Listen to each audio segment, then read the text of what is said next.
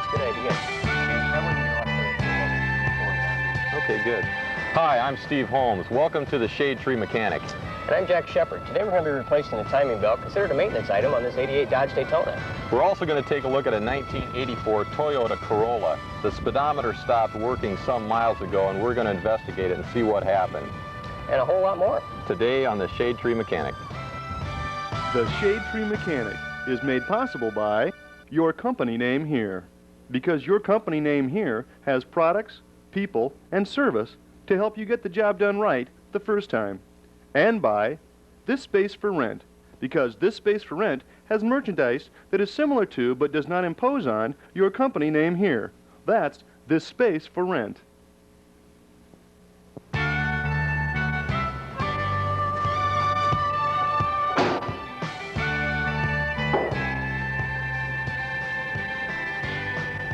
We'll take a look at the Toyota a little later, but right now let's take a look at this hatchback. As Jack stated earlier, this is a 1988 Dodge Daytona. This car was first introduced in 1970 as a larger version, a V8 rear-wheel drive built to NASCAR specifications that was discontinued in 1971. The nameplate reappeared in 1984 as a front-wheel drive, four-passenger coupe. In 1987, the Daytona got a nose job and a resculptured rear hatch, but the drivetrain remained basically the same. It was offered in a 2.2-liter or a 2.5-liter four-cylinder configuration. A turbocharger was a popular option, with either a 5-speed or an automatic transmission available. In 1990, you could get a V6 engine in the Daytona. The owner says she uses the vehicle mainly for town driving, back and forth to work, shopping, and so on. She's real good about changing the oil and filter on a regular basis. But with 60,000 miles on the car, she has forgotten one very important maintenance item, and that's the timing belt. Jack, I'll get the hood. Got that? Good, thanks. Okay, this is the 2.5-liter engine from Chrysler.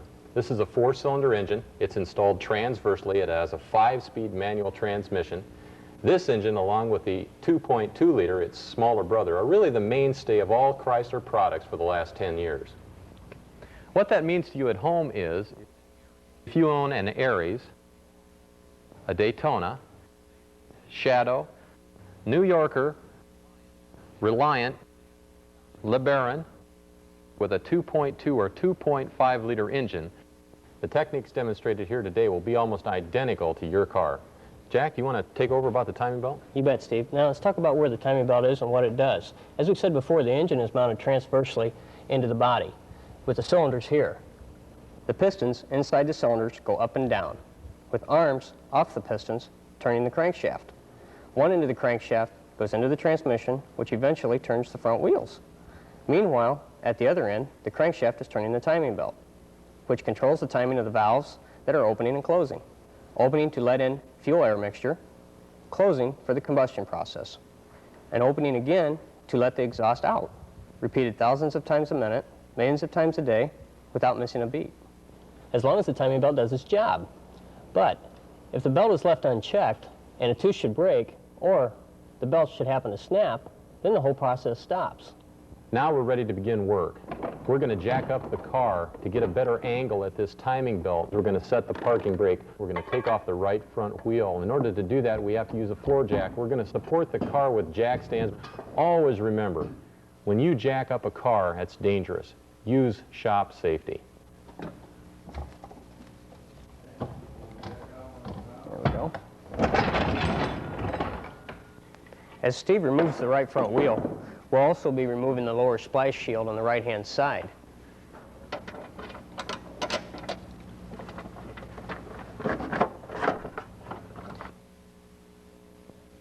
I'm going to go ahead and disconnect the battery here. As we're working around the alternator, we don't want it to cause any type of an electrical problem.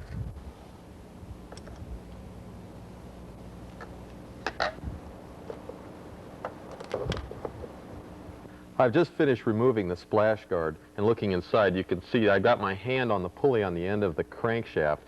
You can also see some belts attached. These belts are going to have to be dealt with before we get to the timing belt itself, but we can't get a very good look from here, so let's go up and look down from the top.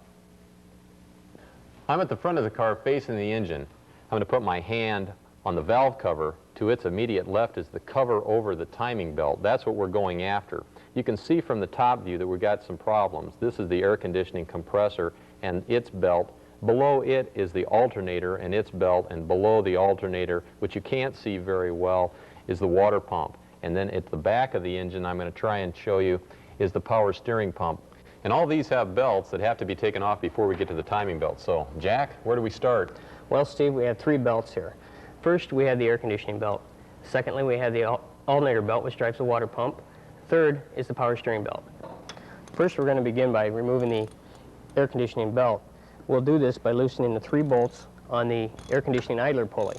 Once we loosen those, we can slide the air conditioning idler pulley forward, which will loosen the tension on the belt where we can remove it. Then secondly, we'll go to the alternator belt. There, we'll loosen the alternator adjusting bolt and nut. There's a nut just to the outside. Once we loosen that, we can slide it forward. By that, we can remove the belt there, also releasing it from the water pump. Then third, we'll go back to the power steering.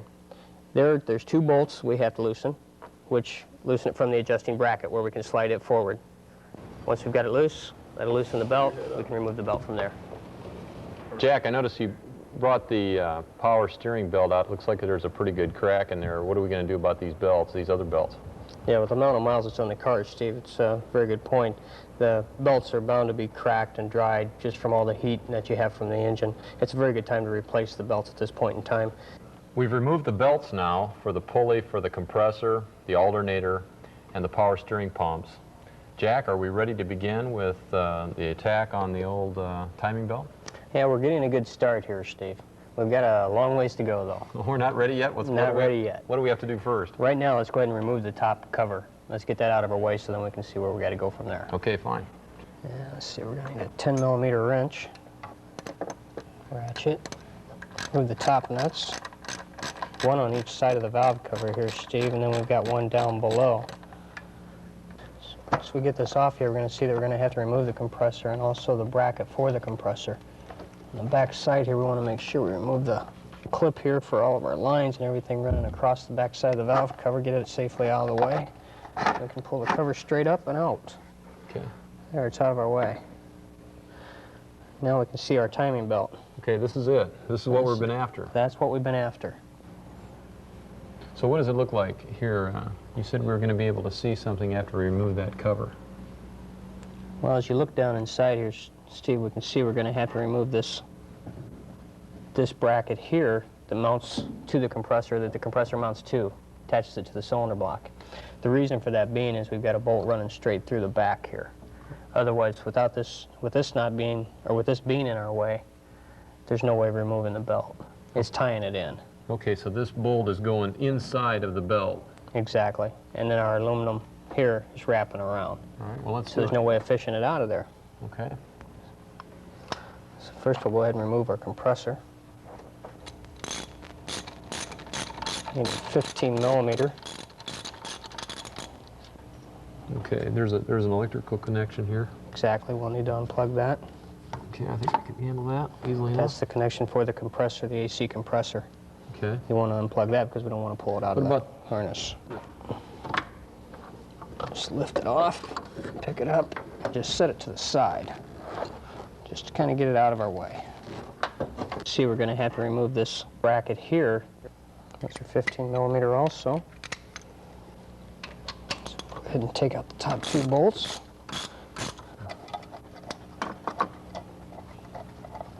I'm helping you here, but it looks to me like you could do this pretty easily yourself.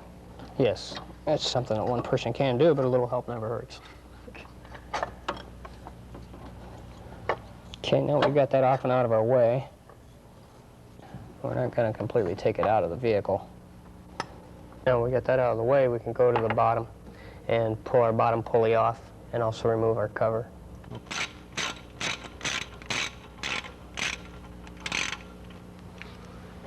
At this point, once we got our bolts out, we should be able to just pull the pulley off. There's no puller or anything needed, it just rides there. It's not pressed on. What do we see now then? We're not going to see much yet. Here's your timing mark off your crankshaft. Once we get the cover off, we'll be able to see more. Do we do that from down below or up top? We're going to have to do a couple of them from down below here. There is one that you probably could reach from up top, but it's a lot easier from here.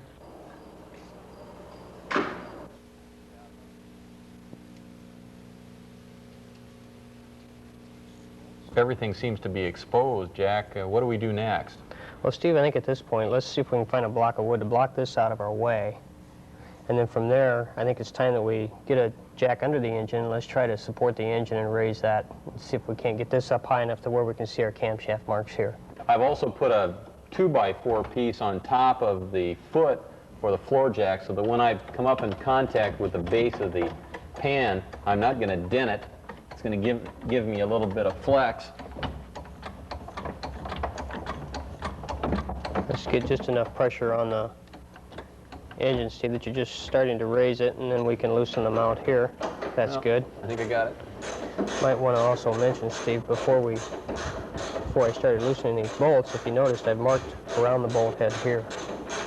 This I've done for safety's sake, just in case our engine would happen to shift one way or the other, we know where we've got to go back.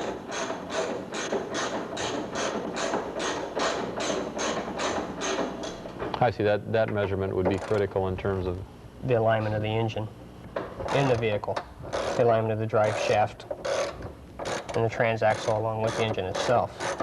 Otherwise, if that alignment was off, we could end up with a horrifying vibration or possibly even some odd clanking, clunking noises out of the drive shafts themselves.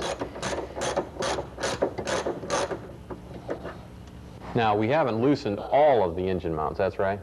We still have how many? Correct. We've still got two mounts that are still holding. So we don't want to be too horsey with this thing because there's a possibility we might crack one of the mounts. One of the other mounts. We only want to go as high as we absolutely have to. Okay. To get it up high enough that we can get the timing belt off from under and then to line up our marks. Okay. Tell me what we're checking the timing marks for. Each pulley, the camshaft pulley, the crankshaft pulley, and also your intermediate shaft pulley have all got marks on them to signify where the timing should be. These marks have to line up with certain spots, otherwise if we don't have them lined up, what we end up having is valves opening when they shouldn't, which can end up causing internal engine damage. I see. So at this point, we'll have to go under the vehicle. Okay. What are we going to need in the way of tools, and what are we going to have to do?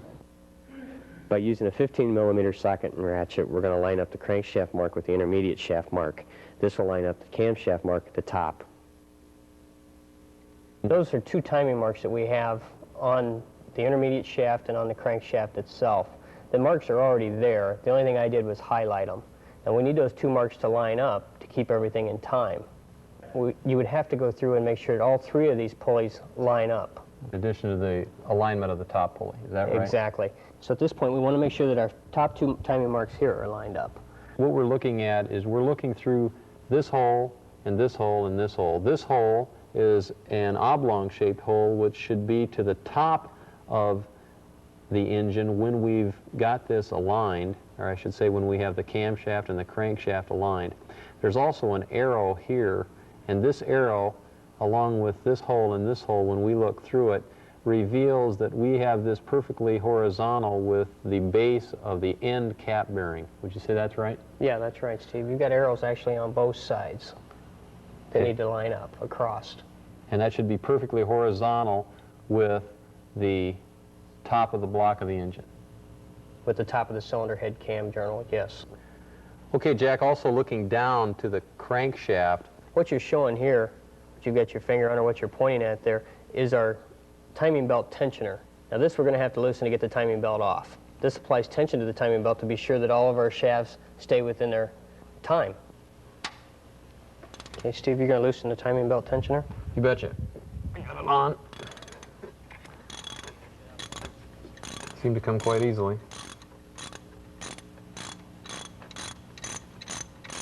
I don't have to remove it all the way, do I? No, just loosen it and then we can push it back. I'll try and see if I've got it loose in my hand. Seems to be loose. Jack, I'll give you the honors of taking that belt off. Okay, we'll go ahead and just remove the belt off the top. Slides right off. Slides right off. Slide it off the bottom. Then we'll work it up and around. Push it around the engine mount. And here. Thank you, Steve. There it is. Let's see There we it. go. Well, here, I've got the new belt here in the box. Looks like we're ready to start and put it on. This procedure then is just simply in the reverse of what we've done, isn't it? Exactly. Make sure our timing marks are aligned as we go back on with the new belt.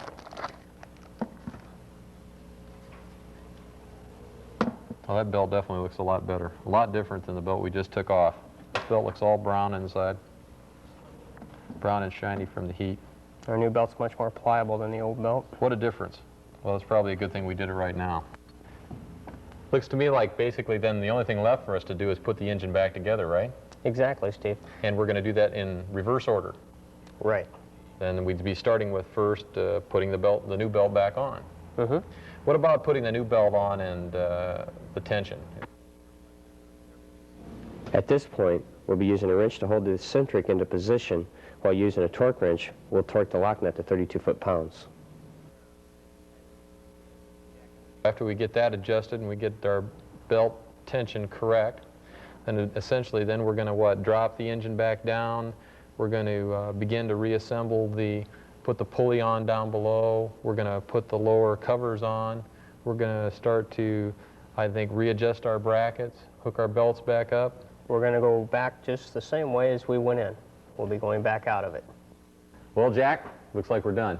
Looks like it, Steve. We've got everything back together. We've started the car. We've run the car under load. Everything seems to be running fine. Looks like we're good to go. Great. Before we do go, I wanted to tell everybody that according to the Chilton's manual, this job that we just performed should have taken about 2.5 hours, but that's 2.5 hours at the hands of an experienced shop mechanic. It took us over 3 hours, and don't be surprised or disappointed if it takes you even longer. And remember to always allow yourself enough time to do the job, and buy your parts ahead of time, and also practice shop safety. Okay, and in addition, I want everybody to remember that this is a 1988 Dodge Daytona. Your Chrysler product may have a slightly different engine. It may be equipped with a 2.2 liter, and it may be a different model. Essentially, though, the procedures that you've witnessed are going to be the same.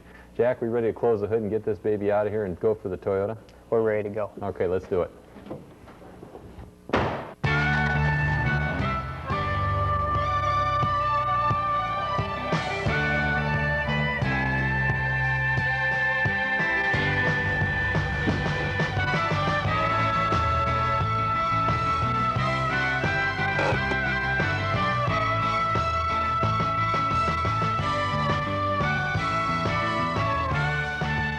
As promised, we're back with our 1984 Toyota Corolla. Right. In 1968, the Toyota Corolla was introduced as a 4-cylinder, 4-passenger model with a front engine and a rear-wheel drive. Over the years, though, the models have been changed and different options have been available. From 1984 to 1987, the Corolla was available in a front-wheel drive, 4-door sedan, and 5-door hatchback. Also available as a front-engine, rear-wheel drive, coupe, or hatchback. Our particular model here today is the coupe, and our owner has driven this daily, about a 60-mile round trip to work and back. This model has about 126,000 miles on it, and just a few miles ago, I think the speedometer stopped working. And Jack, that's what we're going to be taking a look at, isn't it? That's right, Steve. More often than not, when the speedometer quits working, it's not the speedometer that's the problem. It's in the speedometer cable itself. The speedometer cable breaks within inside the housing. That's what we're going to be taking a look at today. Being that the Toyota is a front-engine rear-wheel drive unit, we're going to have to trace the speedometer cable from the instrument cluster down into the center of the car where the transmission's located. In order to do that and show you what we're doing, we're going to have to jack the car up again like we did with the Daytona.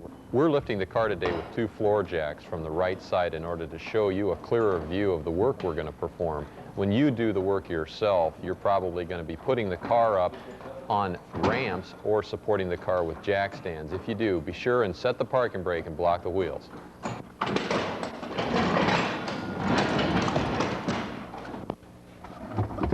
Okay, we'll get under the car and hook our light up here so we can see.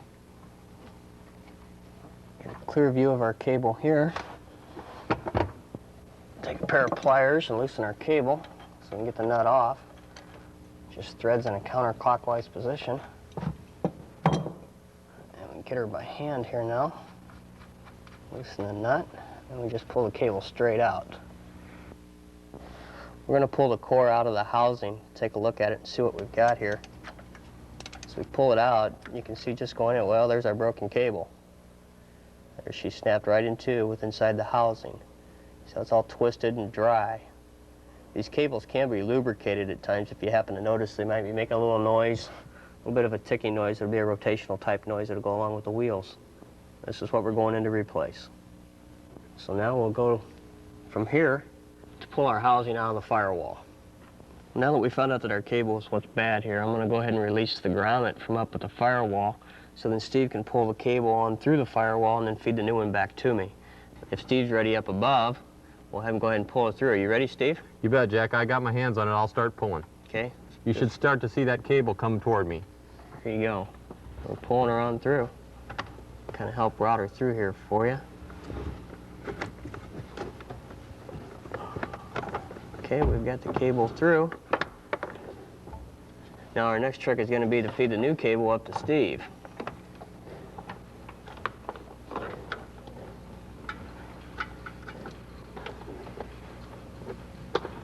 You got the new cable there, Steve? Just a second, I get my hand in. Not a lot of hand room in here, but we're gonna go ahead and set our grommet in. Just kind of pushes and locks in. There's a little ring around it. There, we've got it all locked in. Now we'll go ahead and route our cable down under the vehicle and tie it into the speedometer pinion. Route it back the same way as we went out with the cable. And then we'll want to make sure we line our cable core up with the slot that's inside the pinion itself. So then we can slide it right inside, fit it up, just run our lock nut up, thread it on,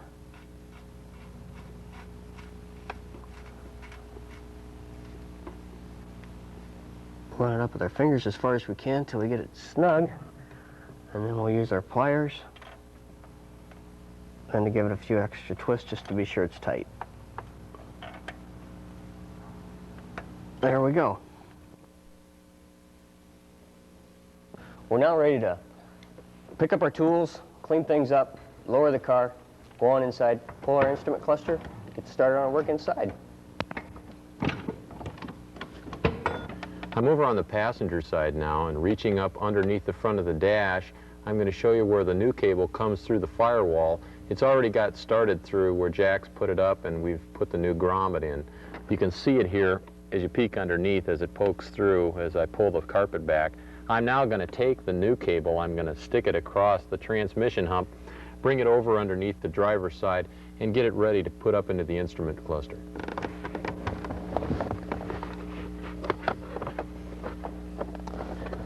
When you install a new cable, you want to be careful not to kink the new cable because you don't want to break it. Here it comes. We're in good shape.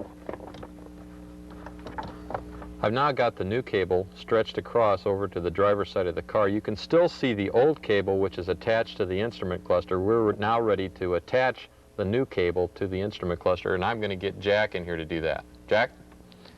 Before I begin, I'm going to disconnect the battery to avoid any type of electrical short before going in behind the cluster. Steve, would you release the hood for me, please? Sure.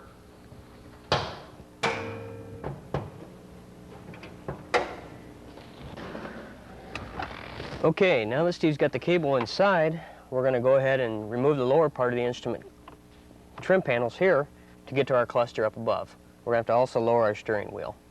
So we'll get started. We've got some screws along the bottom. There is one small Phillips screw to the right side of the vent that runs off the bottom of the lower trim panel that we're going to have to remove to avoid dropping all the heater ducts out of the vehicle. And one screw to the upper right-hand side of the steering column should allow everything to drop down for us. Okay, now this gives us access to the bottom bolts coming up from the bottom here. There's two nuts, one on each side of the steering wheel itself. We can pull these nuts off and then the steering wheel itself will drop down to the seat of the car. We don't want to let the steering column drop too fast because if we do, we could end up doing some damage to wires and that up above. And we can start to work on our upper dash here. We'll remove our knobs. These just pull straight off. And we'll also need to remove the center here. Sometimes they're a little tight and you have to give them a little help. Just stick a screwdriver on each side and very carefully kind of pry evenly on them and pull right out. We've got two 17mm nuts here holding our switches in. We're going to take these nuts off. The switches will still remain behind the dash as we pull everything off. Okay, now we got 3 Phillips screws here at the very top side of the instrument cluster that we're going to have to take loose, which now should relieve the front cover of the instrument cluster. We'll have to reach behind here and unplug our mirror switch and also our rear window defogger switch. And we'll just lay this aside so we don't break it. Now we've got a clear shot at our instrument cluster itself. It has 4 Phillips screws holding it in. Now we can just pull this out and just very gently lay it down. And there we have our speedometer cable. This is the other end, which attaches to the speedometer itself. It's just got 2 retaining clips along this, one on each side of the cable. It actually retains an adapter, which will push those inward and then pull straight out on the cable itself. This we just push back on. That'll relieve that. We can pull our adapter off. We'll go ahead and remove our old cable. Be very careful to watch your routing as it's coming up, because that's how we're going to have to bring our new cable in. Okay, we've got our old cable out of the way. Now we're ready to go in with our new cable. We run our adapter with the channel open around the back side of the cable, and we pull it up forward to the top side of the cable. So it snaps in. We're set to go. Push it in. You hear the click. It's locked in place. You're ready to start to reassemble. You'll notice as we're putting the cluster back, this is one of the easier clusters to do. Also, as far as routing the cables can sometimes be snaked around, and they're sometimes rather difficult to route. But this has been one of the easier vehicles to work with. Push it in. Everything locks into place. Your holes line up on the sides of your instrument cluster. You're all ready to go. You're ready to put your screws back, and let's get back together.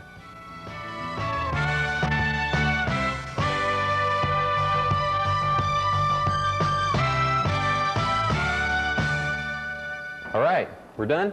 Put the hood down. I think we're out of here. We're ready to go. Okay, man 2, machine 0. That's right. That's what we'd like to see. Again, I want to talk about a couple things before we leave. First of all, the Chilton's manual, which I referred to when I talked about the Daytona in terms of the time allotted to do the job. The time allotted to do the speedometer cable on the Toyota was recommended at about 2 hours, but again, that's mechanic's time. It took us longer. Again, it'll probably take you longer, so don't let it get you down. And remember, always allow yourself enough time to do the job. Buy your parts ahead of time when possible, and please, always, practice shop safety. Right. And again, like with the Daytona, I want to remind everybody that this is a 1984 Toyota Corolla. Your model may be a different year and may be slightly different in its configuration, but the procedures that we went through here today should be similar to you for your car. So, Jack, I think we're going to wrap up the Toyota, clean up the tools, and head on out of here. Maybe talk about next week. Let's get on out of here. All right, sounds good. The Shade Tree Mechanic is made possible by your company name here, because your company name here has the product, people, and service to help you get the job done right. And by this space for rent, because this space for rent does not impose on your company name here. This space for rent. Well, Jack, looks like we've had a pretty full day, but we're ready to go home, aren't we? We're ready to go. How about next week? Well, next week we're going to take a look at a power window on a 1985 Impulse and brakes on a 1986 Audi. Great. So tune in next time on the Shade Tree Mechanic. Let's go get cleaned up.